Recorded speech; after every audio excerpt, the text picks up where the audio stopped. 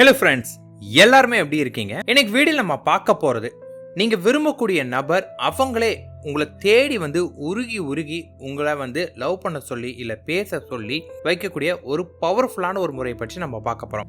நீங்க விரும்பக்கூடிய வாழ்க்கை, நீங்க ஆசைப்பட்ட நபரை கண்டிப்பா இந்த யூனிவர்ஸ் உங்களுக்கு கொடுக்கும் அப்படின்னு நீங்க நம்புறீங்கன்னா, I connected with universe, thank you universe அப்படின்னு கீழே மறக்காம கமெண்ட் பண்ணுங்க.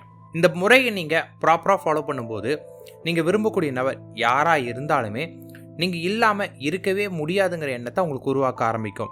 இன்ஃபேக்ட் சொல்ல போனால் அவங்களே உங்களை தேடி வந்து உங்கள் கூட பேச வைக்கக்கூடியது, இல்லை நீ தான் வேணும் அப்படின்னு இருக்கக்கூடிய சக்தி வாய்ந்த முறை. உன்னோட வாய்ஸை கேட்காம நீ இல்லாமல் என்னால் இருக்கவே முடியாது, நீ தான் என்னோட வாழ்க்கை அப்படின்னு சொல்ல வைக்கிற அளவுக்கு ஒரு பவர்ஃபுல்லான முறை. இன்ஃபேக்ட் இது என்னோட ஃபேவரட்டான ஒரு முறை.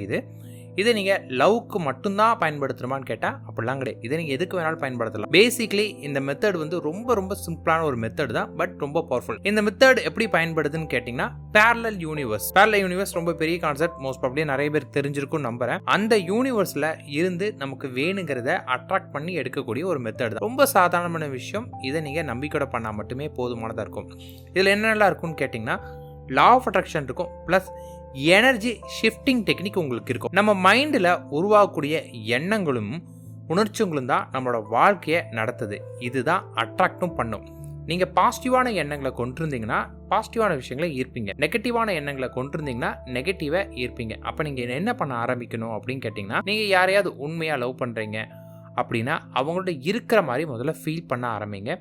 அந்த எனர்ஜியை அதிகப்படுத்த ஆரம்பிங்க. அந்த எனர்ஜியை உங்களுக்கு கண்டிப்பாக போய் சேர ஆரம்பிக்கும்.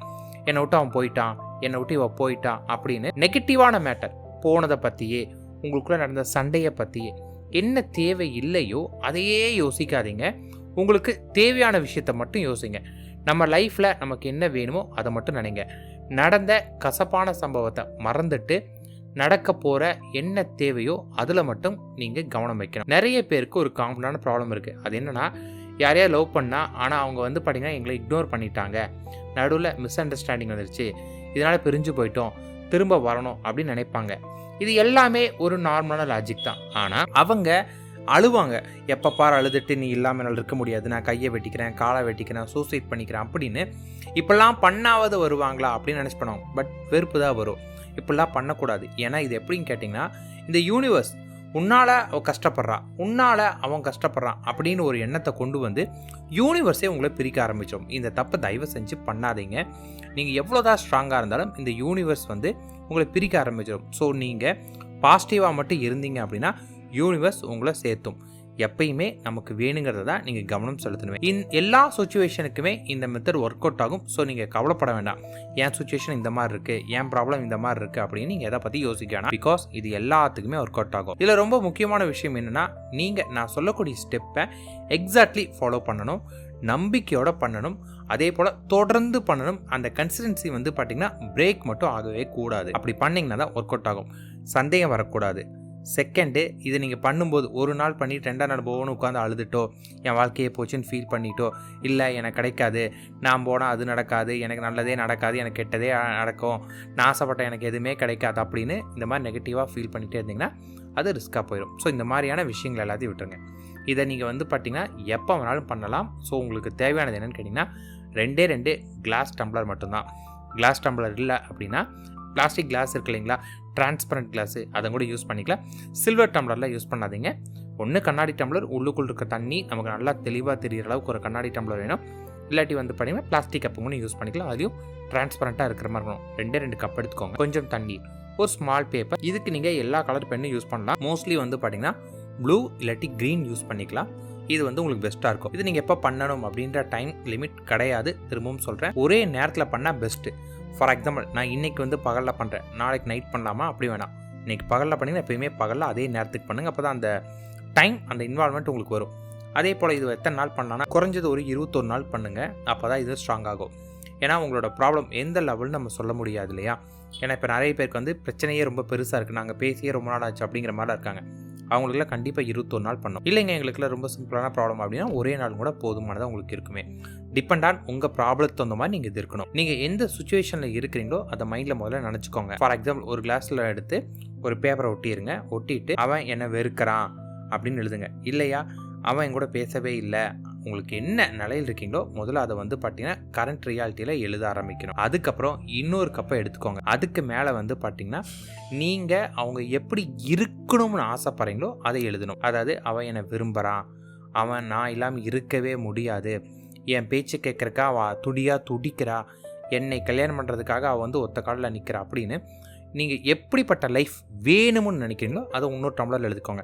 நல்லா புரிஞ்சுக்கோங்க. முதல் கிளாஸில் இப்போ நீங்கள் என்ன சுச்சுவேஷனில் இருக்கீங்களோ அதை ஒரு லைன் வர மாதிரி எழுதணும். ரெண்டாவது கிளாஸில் வந்து பார்த்திங்கன்னா நீங்கள் எந்த மாதிரியான வாழ்க்கை வேணும்னு நினைக்கிறீங்களோ அதை ஒரு லைன் வர மாதிரி 2 கிளாஸில் ஒரு பேப்பரை ஒட்டி ஒவ்வொரு கிளாஸ் ஒவ்வொரு மாதிரி எழுதிக்கோங்க. இதுதான் உங்களுடைய வாழ்க்கையை மாற்றக்கூடிய அந்த மெத்தடு. இப்போ நீங்கள் என்ன பண்ணணும், ஃபஸ்ட்டு கிளாஸில் இருக்கக்கூடிய கப்பில் இருக்க தண்ணி இருக்கு இல்லைங்களா, அதை எடுத்து கையில் பிடிக்கணும். அதாவது இப்போ நீங்கள் எப்படி இருக்கீங்களோ அதை கையில் பிடிச்சிக்கிட்டு உங்களோட கண்களை மூடணும். கண்களை மூடிக்கிட்டு 10லேருந்து ஒரு 15 நொடிகள் அவங்க உங்களை இக்னோர் பண்ணுறது, பேசாமல் இருக்கிறது, உங்களுக்கு கொடுத்த வலி, அந்த ஃபீல் எல்லாத்தையுமே முதல்ல கொண்டு வாங்க. ஸோ இப்போ நீங்கள் என்ன நிலைமையில் இருக்கீங்களோ அது எல்லாத்தையும் கொண்டு வரணும். உங்களை வெறுத்தது, உங்களை எந்த அளவுக்கு அவமானப்படுத்தினது, இது எல்லாத்தையுமே முதல்ல நீங்கள் கையில் ஹோல்ட் பண்ணி அதுக்கு கொண்டு வரணும். அதன் பிறகு நீங்கள் என்ன பண்ணால் இது வந்து இப்போ நீங்கள் இருக்கக்கூடிய ரியாலிட்டி. அடுத்து நீங்கள் என்ன பண்ணணும், ஒரு எம்டி கிளாஸில் அந்த 2வது கிளாஸில் இருக்கீங்களா அதில் வந்து பார்த்தீங்கன்னா அப்படியே கொஞ்சமாக அது எல்லாத்தையும் ஊற்றணும். அதாவது நீங்கள் எப்படிப்பட்ட வாழ்க்கை வாழ நினைக்கிறீங்களோ அதில் ஊற்றிட்டு இந்த முதல் கிளாஸ் எடுத்து வச்சுட்டு இப்போ அதில் வந்து பார்த்திங்கன்னா உங்களுடைய பழைய கஷ்டங்களும் இருக்கும்.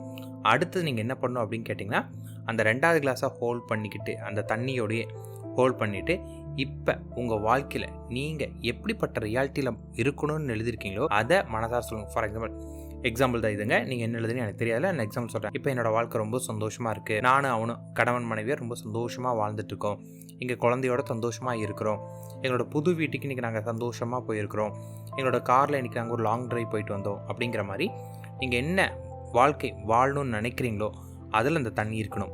இதை எடுத்து வச்சுட்டு நம்பிக்கையோட அந்த ஒரு லைனை திரும்ப சொல்லிகிட்டே இருக்கணும். இதை வந்து செகண்ட் கப்பில் இருக்கிறத வச்சு சொல்லிட்ட பிறகு அடுத்தது அந்த தண்ணீரை அப்படியே பொறுமையாக நீங்கள் குடிக்கணும். குடித்த பிறகு நீங்கள் என்ன பண்ண, கிளாஸ் அப்படியே வச்சுட்டு கண்களை மூடியபடியே வந்து பார்த்திங்கன்னா அவங்க எனக்கு கால் பண்ணுறாங்க, அவங்க எனக்கு மெசேஜ் பண்ணுறாங்க, நாங்கள் இன்றைக்கி மீட் பண்ண போகிறோம், இதெல்லாம் எனக்கு ரியலாக நடக்கிறது நினச்சி நான் ரொம்ப சந்தோஷப்படுறேன், இந்த பிரபஞ்சத்துக்கு ரொம்ப ரொம்ப நன்றி அப்படின்னு சொல்ல ஆரம்பிக்கணும்.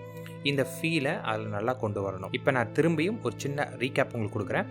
ஒரு கிளாஸில் வந்து இப்போ நீங்கள் என்ன பண்ணால் ஒரு டிரான்ஸ்பரண்ட் கிளாஸ் எடுத்து ஒரு பேப்பரை ஒட்டி அந்த பேப்பருக்கு வந்து பார்த்தீங்கன்னா க்ரீன் இல்லாட்டி நீங்கள் வந்து பார்த்தீங்கன்னா ப்ளூ கலர் இங்கு யூஸ் பண்ணிக்கலாம். அதில் வந்து பார்த்தீங்கன்னா இப்போ நீங்கள் என்ன ரியாலிட்டி லைஃப்பில் இருக்கீங்களோ அதை ஒரு லைன் வர மாதிரி எழுதிக்கோங்க. இன்னொரு கிளாஸில் வந்து பார்த்தீங்கன்னா நீங்கள் எப்படிப்பட்ட வாழ்க்கை வாழணும்னு நினைக்கிறீங்களோ அதை எழுதிக்கோங்க ஒரு லைனில். இப்போ இருக்கக்கூடிய ரியாலிட்டியில் முதல்ல தண்ணி ஊற்றிட்டு 2 கையில் ஹோல்ட் பண்ணிவிட்டு உங்களோட நிலைமை என்னவோ அதை உணர்வு பூர்வமாக நினைக்கிறோம். அவன் என்னை வெறுத்துட்டான், என் கூட பேசுறதில்ல, என்னை விட்டுட்டு போயிட்டான் அப்படின்னு என்ன இருந்தாலும் அதை நினச்சிட்டு அடுத்தது நீங்கள் வாழக்கூடிய ரியாலிட்டியில் அதை எல்லாத்தையும் ஊற்றிட்டு இப்போ வந்து நீங்கள் ஹோல்ட் பண்ணி இப்போ உங்களுக்கு என்ன ரியாலிட்டி வேணுமோ அதை நினைக்கிறோம். இப்போ என்னாகும், கொஞ்சமாக உங்களுடைய அந்த பழைய ரியாலிட்டி உங்களை வெறுத்தது எல்லாமே மறைய ஆரம்பித்து புதிய ரியாலிட்டி அதில் உருவாக ஆரம்பிக்கும். அடுத்தது அந்த புதிய ரியாலிட்டி உருவானதை மெதுவாக குடிக்கணும். அது உங்களுக்குள்ளே போக ஆரம்பித்து கொஞ்சமாக உங்கள் மனத்தில் ஆல்ரெடி இருக்கக்கூடிய அந்த பழைய ரியாலிட்டி கொஞ்சமாக மாற்ற ஆரம்பிக்கும். அது உங்களை ஒரு புது மனிதராக மாற்ற ஆரம்பிக்கும். இதில் பெஸ்ட் டைம் அப்படின்னு எங்கிட்ட கேட்டிங்க அப்படின்னா காலையில் தூங்கி எழுந்த உடனே பண்ணுறது அல்லது நைட்டு தூங்குறதுக்கு முன்னாடி இது நீங்கள் பண்ணுறது. எந்த நேரத்தில் உங்களுடைய சப்கான்ஷியஸ் மைண்ட் ரொம்ப ஸ்ட்ராங்காக ஓப்பனாக இருக்குமோ அப்போ பண்ணும். ஸோ இந்த 2 நேரமே நம்மளோட சப்கான்ஷியஸ் மைண்ட் ரொம்ப வேகமாக ஓப்பனாக இருக்கும். அந்த நேரத்தில் இது பண்ணலாம். இது கூடவே வந்து பார்த்திங்கன்னா இன்னொரு மெத்தடும் இருக்குது, அதையும் சேர்த்து நீங்கள் பண்ணலாம். இதுதான் ஸ்கிரிப்டிங் மெத்தடுன்னு சொல்லுவாங்க. அது எப்படின்னு கேட்டிங்கன்னா ஒரு நோட் புக் எடுத்துக்கோங்க. அதோட முதல் பக்கத்தில் வந்து பார்த்திங்கன்னா லவ் அட்ராக்ஷன் அப்படின்னு எழுதணும். அது கீழே வந்து பார்த்திங்கன்னா எனர்ஜி ஆக்டிவேஷன் அப்படின்னு சொல்லி எழுதிக்கோங்க. அது கீழே வந்து பார்த்திங்கன்னா ஏதாவது ஒரு படம் ஒன்று வரைஞ்சி வச்சுக்கோங்க. அந்த படம் எப்படி இருக்கணும்னா அந்த படத்தை பார்க்குறப்ப வந்து உங்களையும் உங்கள் பார்ட்னரையும் உங்களுக்கு ரிமைண்ட் பண்ணுற மாதிரி வச்சுட்டு நீங்கள் இப்போ ரியாலிட்டியில் எப்படிப்பட்ட வாழ்க்கை வேணும்னு ஆசைப்படுறீங்க இல்லையா அதை எழுத ஆரம்பிங்க ஒரு லைனுக்கு. இதை வந்து பார்த்திங்கன்னா 55 தடவை எழுதணும். நாங்கள் இன்றைக்கி ஒன்றா இப்படி காரில் போனோம் அப்படிங்கிற மாதிரி ஏதோ ஒன்று 55 தடவை எழுதுங்க. இதை வந்து 5 டேஸ்க்கு நீங்கள் கண்டினியூவாக இதை எழுதிட்டு வரணும். இப்படி எழுதுனீங்கன்னா இது வந்து இன்னும் ஸ்ட்ராங்காக ஆரம்பிக்கும். ஒரு 555 மெத்தட் மாதிரி வரும். இந்த 2 மெத்தடுமே கம்பைன் பண்ணி எழுதணும். முதல் வந்து பார்த்திங்கன்னா இமேஜினேஷனாக வரும், செகண்ட் வந்து ரைட்டிங் மெத்தடாக இருக்கும்.